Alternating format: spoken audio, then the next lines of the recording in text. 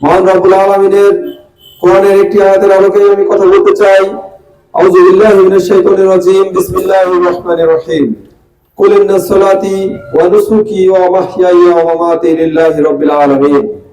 সম্মানিত প্রিয় উপস্থিতি, আল্লাহ রাব্বুল আলামিন বলছেন যে বলো আমার নহে সমাপ্ত কর্মমদের অবসর কথা বিশ্রামের উজ্জ্বল হয়ে ফুটে আজ সুবিমল যদি তাওহীদের।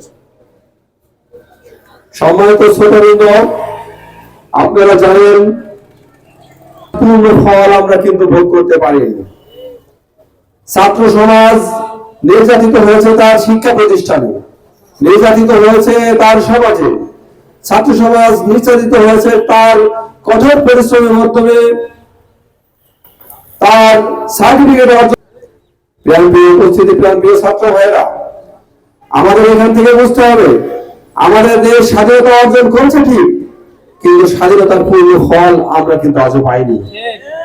আমি যে কথাটি বলছিলাম যে আমার থাকতে হবে। প্রিয় ছাত্র ভাইয়েরা, আপনাদেরকে যেমন পড়ার টেবিলে কঠিন সময় পার করতে হয়, তেমনি আজ সময় এসেছে আপনাদের ভবিষ্যৎ জীবনকে উন্নত করার জন্য, ভবিষ্যৎ জীবনকে উজ্জ্বল করার জন্য। সামনে আগামী যে জাতীয় নির্বাচন আসছে, এই জাতীয় নির্বাচনে আমাদের প্রিয় সংগঠন বাংলাদেশ জামায়াত ইসলামের মনোনীত প্রার্থী জনাব রুহুল আমিন ভাইকে সংসদে পাঠিয়ে ব্যক্তিগত আল্লাহর কাছে সেই দোয়া কামনা করছি।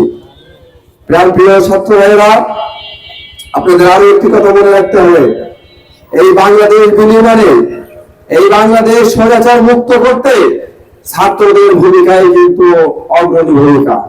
আমি বলবো 80% ছাত্ররা এখানে অংশগ্রহণ করেছিল।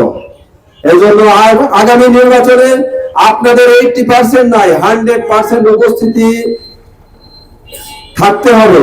তা না হলে এই নির্বাচনে কিন্তু আমাদের রেজাল্ট ফলাফল ভালো হবে না। একান্ত উপস্থিতি, আপনারা জানেন যে বাংলাদেশ ইসলামী ছাত্র শিবির একটি